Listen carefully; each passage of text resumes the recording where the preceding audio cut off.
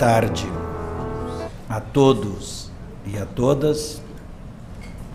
A hora regulamentar, constatadas a existência de quórum e a presença da representante do Ministério Público junto ao Tribunal, declaro aberta a 6ª sessão ordinária da Primeira Câmara. Convoco para a composição do quórum de julgamento o conselheiro substituto Adonias Monteiro, com fundamento no artigo 2º da Resolução número 18/2017. Submeto à apreciação dos senhores conselheiros a ata da sessão de julgamento do dia 28 de março de 2023. Não havendo impugnação, dou-a por aprovada. Indago aos senhores conselheiros se haveria suspeições ou impedimentos em algum processo da pauta ainda não registrados. Conselheiro Cláudio Terrão. Nenhuma, excelência. Conselheiro Agostinho Patrus. Não, senhor presidente. Conselheiro substituto Adonias Monteiro. Não, senhor presidente. Conselheiro substituto Telmo Passarelli. Não, senhor presidente. Procederei à inversão da pauta nos termos do parágrafo 2º do artigo 85 do Regimento Interno, diante dos requerimentos para sustentação oral nos seguintes processos, obedecendo à ordem dos itens da pauta.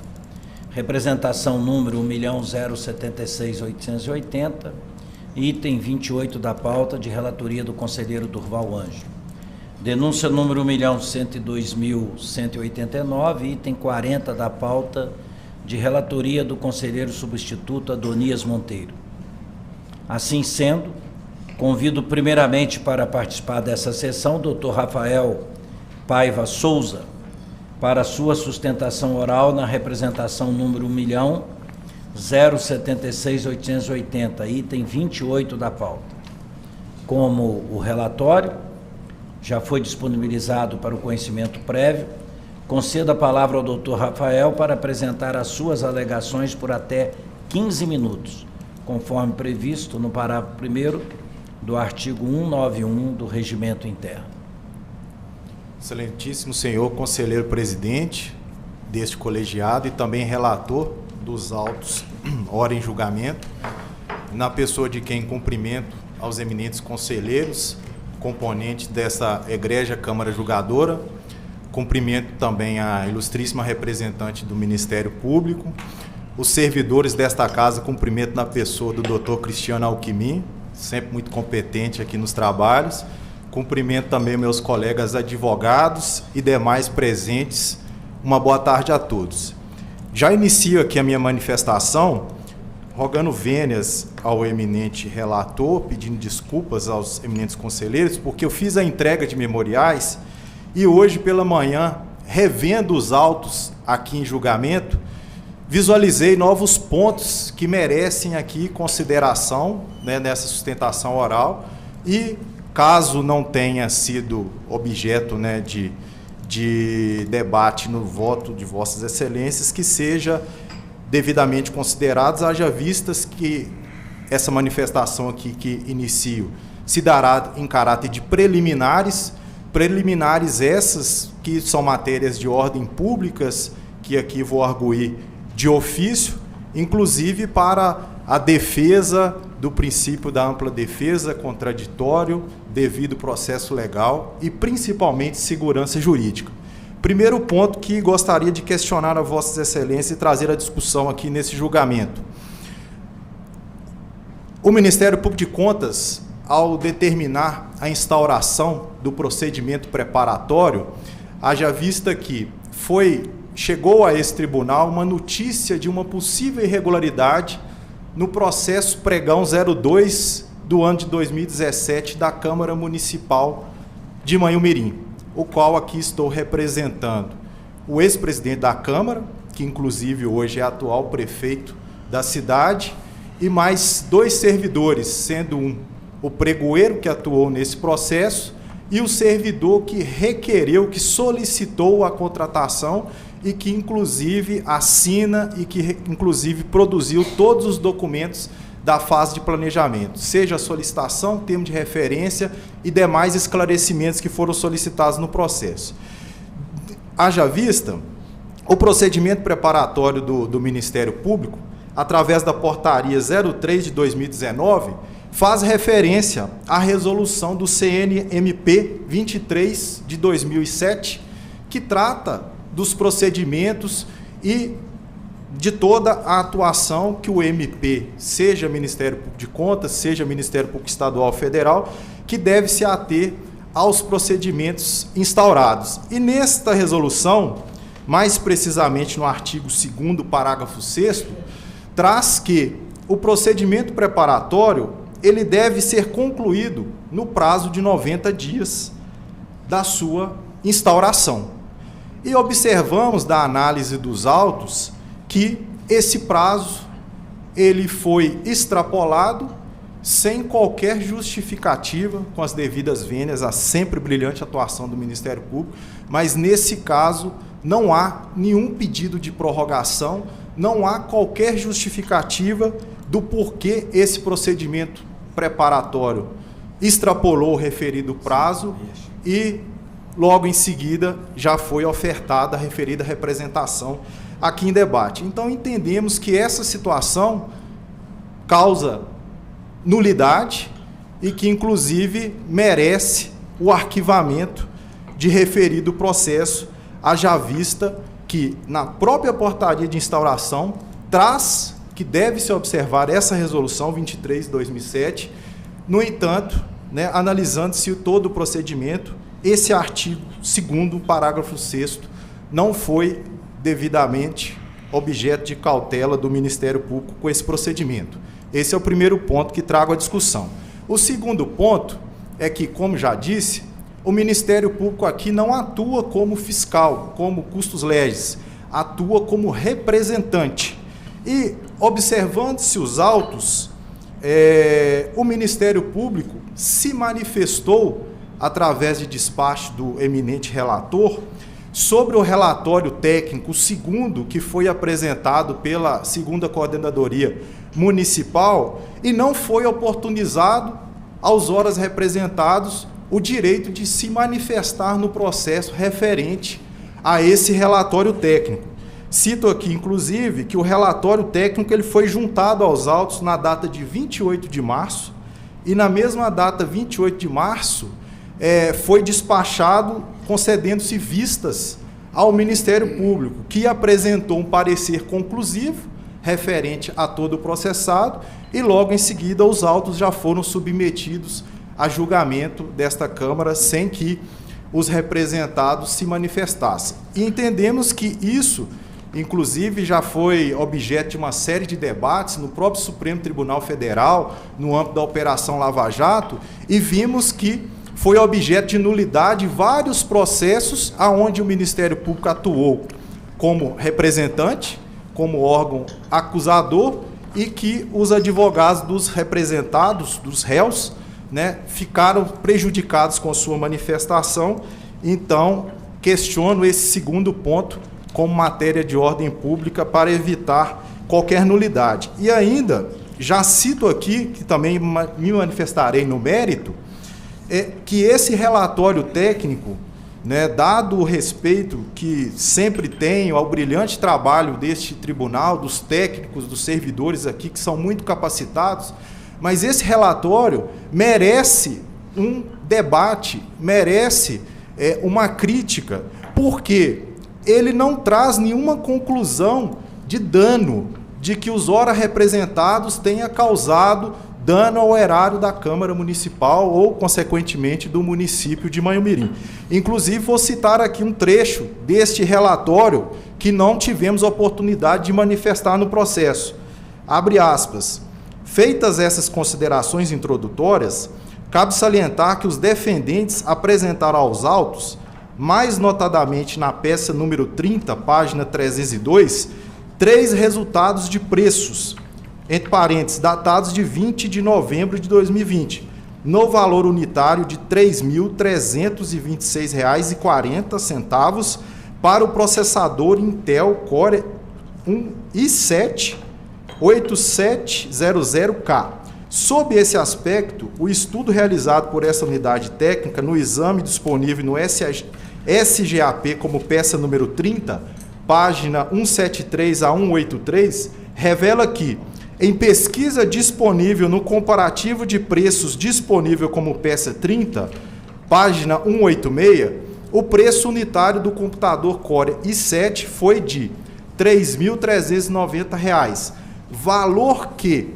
se aproxima ao valor unitário apresentado pelos defendentes, abre aspas, R$ 3.326,40. Ou seja, o relatório conclui que houve dano erário, traz aqui um valor totalmente alto, né, que deveria ser ressarcido pelos órgãos representados. No entanto, acima, antes da conclusão, deixa claro que os computadores adquiridos foram por preço inferior ao preço de cotação. E isso também, né, examinarei, né, debaterei mais nas questões meritórias. Só estou ilustrando essa passagem do relatório porque não tivemos oportunidade de nos manifestar e entendemos que a continuidade do processo pode macular, né, a segurança jurídica e os demais princípios, né, constitucionais de ampla defesa e contraditório. Um terceiro ponto, que o procedimento preparatório foca muito na questão do parecer jurídico do douto advogado da Câmara Municipal de Manhumirim à época. Faz várias citações. Na nossa defesa também fazemos alguns apontamentos sobre referido parecer jurídico e esse advogado, esse assessor jurídico, ele não integra a lide, ele não foi chamado ao processo para prestar também os devidos esclarecimentos, da mesma forma que aqui está sendo representado o diretor de tecnologia da Câmara Municipal, que fez a solicitação, que justificou a necessidade de aquisição, né, dos computadores, que é o objeto de questionamento aqui, uma possível falta de motivação na aquisição de tais computadores pela Câmara Municipal, esse advogado que dá o parecer, que questiona, que recebe as informações e que conclui em novo parecer, dizendo que o processo é regular e que pode ser homologado, e que pode ser adjudicado e homologado, ele não se manifesta, ele não foi chamado à lide processual. Então, entendemos também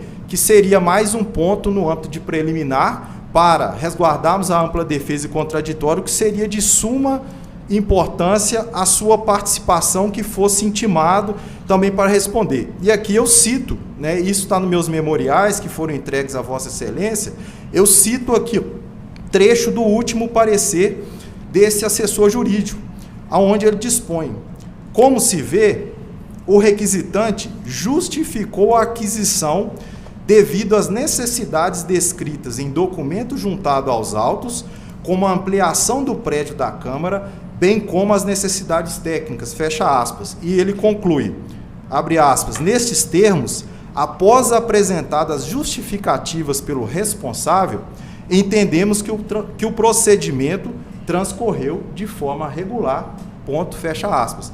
Então, excelências, considerando que esse parecer foi de suma importância na tomada de decisão do então gestor aqui representado, deveria o douto advogado, assessor da Câmara, também integrar a lide e trazer os seus devidos esclarecimentos sobre a situação aqui posta pelo Ministério Público.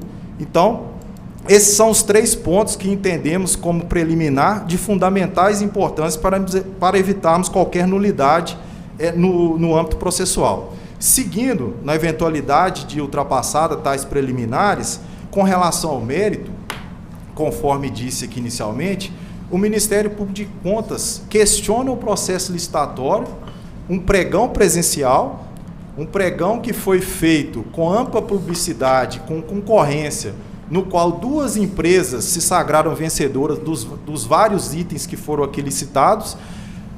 O Ministério Público questiona que referido processo teria sido instaurado e prosseguido sem a devida motivação, entendendo que aquelas máquinas ali licitadas seriam muito além das necessidades da Câmara Municipal de Manhumirim, ou seja, que o gestor não conseguiu justificar o porquê de adquirir, àquela época, em 2017, máquinas, conforme está no processo, tão avançadas. E outro ponto também da representação seria sobre que uma das empresas que foi adjudicada, que forneceu alguns itens, seria parente de algum agente político lá do município. Quanto a esse segundo ponto da questão de parentesco no processo licitatório, creio que está bem esclarecido a manifestação da unidade técnica, onde ela confirma a tese da defesa, que demonstrou que a lei orgânica do município foi devidamente emendada muito antes da instauração do referido processo licitatório, aonde foi alterada essa proibição que cita o Ministério Público. Juntamos os documentos comprovando que, com a alteração da lei orgânica, essa proibição não mais subsistia no momento em que o processo licitatório foi instaurado e foi devidamente concluído lá pela Câmara Municipal. O segundo ponto, que é com relação a essa questão da falta de motivação, né, para a aquisição dos computadores, que inclusive depois que essa representação aqui chegou, né, no Tribunal de Contas, e a gente sabe que nos municípios pequenos, né, as questões administrativas muitas vezes viram questões políticas, começaram até a falar que a Câmara Municipal tinha comprado computadores da NASA, que seriam tão avançados que seriam computadores de uso da NASA. E aqui eu já justifico que em todo o processado consta a devida motivação para a aquisição de tais computadores, conforme preconiza, né, a Constituição Federal no seu artigo 37, onde traz todos os princípios vetores e de observância obrigatória da administração pública. E aqui faço uma reflexão a vossas excelências. Todos nós sabemos que hoje nós estamos num mundo totalmente digital. A evolução tecnológica que observamos, ela é imensa. Hoje, inclusive, não só nós adultos, mas até crianças hoje já têm acesso aos meios de comunicação e já sabem utilizar os equipamentos, na minha visão, às vezes muito modernos. Para mim, às vezes o meu filho de 5 anos, ele já tem competência para poder estar utilizando esses equipamentos. Então, dentro de toda essa evolução tecnológica que temos, a Câmara Municipal de Manhumirim, ao instaurar esse processo, na aquisição desses computadores, considerou todos esses pontos relacionados a quais máquinas seriam adquiridas, até mesmo porque nós temos que primar pela durabilidade, que inclusive entendo que traduz o princípio da economicidade, porque a partir do momento que um órgão do poder público, seja ele uma Câmara Municipal, uma Prefeitura, ela prima pela aquisição de equipamentos que vão trazer maior durabilidade, inclusive... Tempo, doutor. Inclusive, já concluindo, eminente conselheiro, inclusive máquinas que inclusive são necessárias para cumprir as próprias exigências deste Tribunal de Contas, né, que hoje sabemos que tem SICOM, tem vários sistemas aí que as câmaras, as prefeituras têm que cumprir. Então é de suma importância que a Câmara Municipal tenha máquinas que vão durar mais, que tenham processadores importantes. Nesse sentido, aqui já finalizando a minha fala, também rogamos vênias a manifestação da Diretoria de Tecnologia e Informação desta casa, que manifestou-se nesses autos, questionada pelo Ministério Público de Contas, que trouxe questionamentos, quesitos, que entendemos, inclusive, que vão muito além da atribuição dessa Diretoria de Informação aqui dessa casa, e essa manifestação está sendo um dos documentos principais para poder, né, ocasionar a condenação dos órgãos representados. E aqui eu ressalvo que a Diretoria de Informação e Tecnologia, ela é um meio de auxiliar ao tribunal, não pode ser aqui entendida como uma atividade fim no qual os ora representados seriam condenados com base na referida manifestação. Inclusive porque nem a Diretoria de Tecnologia, nem a própria unidade técnica, ela em momento nenhum comparou as máquinas adquiridas com máquinas da mesma potência, dos mesmos equipamentos. Simplesmente foi feito um levantamento referente ao que o Tribunal de Contas utiliza e as máquinas adquiridas pela Câmara Municipal de Maiômirim. Mas aqui há diferenças. Precisamos comparar Perfeito. com o comparável. Então, excelências, com base em todas essas manifestações, eu peço aqui, em primeira monta, que sejam acatadas as preliminares, caso ultrapassadas, que a representação seja julgada improcedente. Caso seja julgada procedente, que esse tribunal apenas aplique recomendação dentro do caráter pedagógico que essa casa sempre se manifesta. Muito obrigado aqui, conselheiros. Presidente. Perfeitamente, com a palavra a doutora Sara Meinberger. Na condição de cursus legis, eu gostaria só de esclarecer que o rito da representação ora em julgamento obedeceu o disposto na lei orgânica desse tribunal, do regimento interno e especificamente da decisão liminar no mandado de segurança número 1000021-096-182, dígito 7, que trata especificamente do momento da oitiva do MPC na condição de cursus legis, no caso, as representações apresentadas pelo próprio MPC. É só isso, presidente. Muito obrigada. Perfeitamente. Como a doutora Sara fez uso da palavra por 1 minuto, vou conceder ao doutor Rafael também esse 1 minuto para que ele possa manifestar ou contestar em função de que nós entendemos aqui que a última palavra tem que ser sempre da defesa. Sim, senhor presidente deste colegiado, rogando vênias, entendemos que essa manifestação não induz a comprar o cumprimento dessa resolução 23/2007, que é clara, o procedimento precisa ser concluído em 90 dias e, caso seja necessário a sua prorrogação, o parágrafo 7º desse mesmo artigo 2º traz que o pedido tem que ser feito de forma motivada, e isso não aconteceu. Então, entendemos que não foi superada essa manifestação. Obrigado. Após ouvir atentamente a sustentação oral proferida pelo doutor Rafael, peço o adiamento da apreciação deste processo para análise dos argumentos trazidos pelo doutor Causídio. Fica adiada a apreciação da representação número 1.076.880, a pedido do relator. E, a partir daí, agradeço e autorizo a saída do procurador. Agradeço a oportunidade e bom trabalho a todos. Muito obrigado. Perfeitamente.